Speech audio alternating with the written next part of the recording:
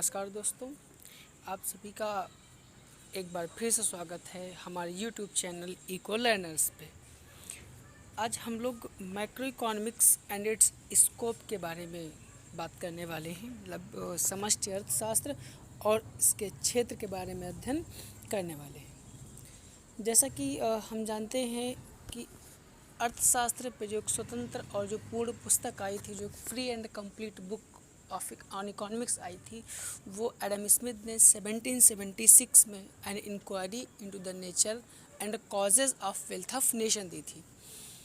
ये इकोनॉमिक्स चली आ रही थी, लेकिन 1936 में जॉन मेनार्ड कीन्स ने, जेएम कीन्स ने 1936 से ही जब उन्होंने अपनी पहली book the general theory of employment, interest and money publish की, उस समय से हम इकोनॉमिक्स को दो ब्रांचों में बांट दिया गया, एक तो माइक्रो इकोनॉमिक्स और दूसरी मैक्रो इकोनॉमिक्स। तो the term macro in English has its origin in the Greek term macros. जो टर्म मैक्रो है, ये ग्रीक वर्ड मैक्रो से लिया गया है, जिसका मतलब होता है लार्ज या बड़ा, and the term large means economy as a whole. और जो टर्म लार्ज, इसका मतलब है कि हम जो भी स्टडी करेंगे, हम पूरी अर्थव्यवस्था को एक इकाई मानकर अध्ययन करेंगे। जैसे कि मैक्रो का मीन्स समष्टि का मतलब ये है जो संपूर्णता का प्रतीक होती है। संपूर्णता के प्रतीक का मतलब जो अपने अंदर हर एक चीज़ को शामिल कर लेती हो। हर एक चीज़ को शामिल करने का मतलब है जो क्या कर रखी हो, जिसने सारी इकाइयों को आपस में समाहित कर रखा हो। जब हम लोग माइक्रो इकोनॉमिक्स पढ़ते हैं, वेस्ट अर्थशास्त्र, तो वेस्ट में क्या किया जाता है, वेस्ट में किसी एक इंडिविजुअल, किसी एक व्यक्तिगत इकाई के बारे में अध्ययन किया जाता है। मतलब किसी व्यक्तिगत इकाई, चाहे वो उपभोक्ता हो, चाहे वो उत्पादन करता हो, या फिर कोई फर्म या एक बाज़ार हो, अगर किसी एक व्यक्ति की समस्या से जुड़ी हुई कुछ चीज़ें देखी जाती हैं, उनके बारे में अध्ययन किया जाता है, तो वो वेस्ट अर्थशास्त्र या माइक्रो इकोनॉमिक्स कहलाता है। जबकि मैक्रो इकोनॉमिक्स समष्टि अर्थशास्त्र, समष्टि अर्थशास्त्र का मतलब है कि हम समष्टि अर्थशास्त्र में जो ग्रुप ऑफ इंडिविजुअल्स होता है, जो व्यक्तिगत इकाइयों का एक समूह होता है, उस पूरी व्यक्तिगत इकाइयों की समूह को एक इकाई मानकर हम उसका अध्ययन करते हैं। अर्थात हम उन समस्याओं के अध्ययन करते हैं जो किसी एक व्यक्ति का ना होकर के संपूर्ण अर्थव्यवस्था से जुड़ा होता है। संपूर्ण अर्थव्यवस्था की समस्याएं होती हैं। Thus, macroeconomics is defined as that branch of economics which studies economic issues or economic problems at the level of an economy as a whole। मतलब हमें वही उन समस्याओं के बारे में पढ़ना है जो पूरी इकोनॉमी की समस्या हो, किसी एक व्यक्ति की, स्पेशली इंडिविजुअल की ना हो। लाइक जैसे कि employment for the residents, output in the economy and price stability. जैसे कि एम्प्लॉयमेंट, रोज़गार, अगर कोई एक व्यक्ति बेरोज़गार है या एक व्यक्ति को रोज़गार नहीं मिला हुआ, तो वो उसकी अपनी समस्या है। लेकिन जब यही समस्या व्यापक रूप से पूरी अर्थव्यवस्था की होती है, इसका मतलब हम बात कर रहे हैं किसकी, मैक्रो इकोनॉमिक्स की। वो चाहे पूरी अर्थव्यवस्था में उत्पादन का हो, चाहे इस प्राइस स्टेबिलिटीज़ या कीमत स्तर का हो। It studies such economic questions and concern the welfare of all residents of a country। जैसे कि अभी बताया था कि किसी एक व्यक्ति से संबंधित नहीं होती, all residents of a country means जो सब लोगों की समस्याएं हों उससे जुड़ी होती हैं। जैसे कि अगर कोई एक जैसे पॉपुलेशन प्रॉब्लम्स हैं, जनसंख्या से संबंधित कोई समस्या है, अगर केवल किसी एक व्यक्ति की समस्या है तो वो माइक्रो की स्टडी का पॉइंट होगा, या माइक्रो के तहत हम उसका अध्ययन करते हैं। लेकिन जब वही समस्या व्यापक रूप से बन जाती है, बड़े स्तर पे बन जाती है, पूरी अर्थव्यवस्था की होती है, तो कहलाता है मैक्रो। फिर बात करते हैं scope of macro economics. Scope का मतलब होता है क्षेत्र।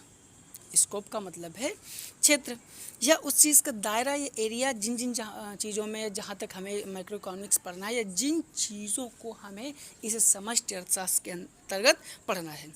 Scope of macro refers to the field of study और area of study of macro economics, ये वो क्षेत्र है जहाँ पे या जिन चीज़ों को हमें इस मैक्रो इकोनॉमिक्स समष्टि अर्थशास्त्र के तहत पढ़ना है। And it includes the following leading issues, और जो कुछ महत्वपूर्ण इश्यूज़ है, जो चैलेंजेस है, जो प्रॉब्लम्स जो मैक्रो के तहत इनकी स्टडी की जाती है, वो हम डिस्कस करने वाले हैं। पहली प्रॉब्लम है, पहला जो स्कोप है वो है estimation of national income and related aggregates, राष्ट्रीय आय का आकलन या निर्धारण या उससे जुड़े हुए तथ्य। जैसे कि हमने भी कहा था कि अगर किसी एक व्यक्ति की इनकम या एक व्यक्ति की आय से संबंधित कोई समस्या है तो वो उसकी इंडिविजुअल यूनिट की प्रॉब्लम्स है, तो वो माइक्रो इकोनॉमिक्स का सब्जेक्ट मैटर है। बट जब हम नेशनल इनकम की बात करते हैं, पूरे राष्ट्रीय आय की बात करते हैं, तो पूरे देश की समस्या होती है। और नेशनल इनकम से रिलेटेड जो भी इश्यूज़ होंगे, मतलब हम कैसे अपनी नेशनल इनकम को इंक्रीज़ करें या हम कैसे इम्प्रूवमेंट कर सकते हैं, ये सब्जेक्ट मैटर या स्कोप है मैक्रो इकोनॉमिक्स का। Then next is a theory of employment. अगर कोई एक ही व्यक्ति बेरोज़गार है या एक व्यक्ति को कोई रोज़गार की समस्या है, then it is the subject matter of micro economics. But जब हम एम्प्लॉयमेंट की बात करते हैं एक ब्रॉड लेवल पे, एक इकोनॉमी के लेवल पे, then it is the scope और the subject matter of micro economics.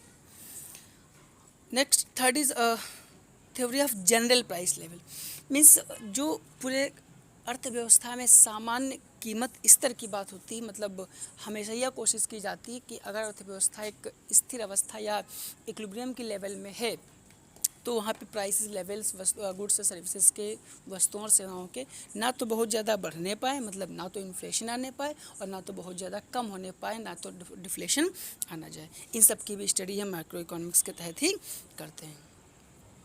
Then exchange rate and balance of payment. Exchange rate, विनिमय की दर या बैलेंस ऑफ पेमेंट।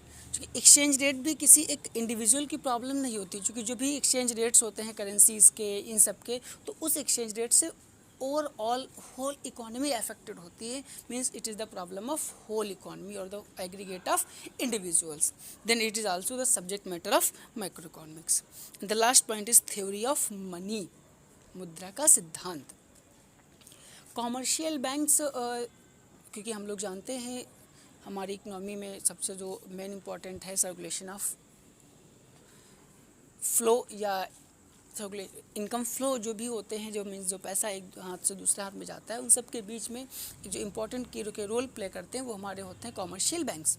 और ये कॉमर्शियल बैंक्स क्रेडिट क्रिएशन का भी काम करते हैं। क्रेडिट क्रिएशन का मतलब साख निर्माण का भी काम करते हैं। और क्रेडिट क्रिएशन किसी एक व्यक्ति की प्रॉब्लम्स नहीं है, या क्रेडिट क्रिएशन जो कॉमर्शियल बैंक्स करते हैं वो एक ब्रॉड लेवल पे करते हैं, पूरे इकोनॉमी के लेवल पे करते हैं।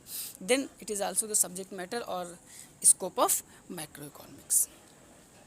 क्लियर? तो आई होप आप लोगों को वीडियो अच्छा लगा होगा, और अगर आपको वीडियो अच्छा लगा है तो लाइक, सब्सक्राइब और कमेंट करना मत भूलिएगा। और आप अपने कमेंट्स के थ्रू अगर कोई सजेशन है या कोई भी सुधार है जो कि पॉसिबल है, तो आप उसके थ्रू भी दे सकते हैं। Thank you.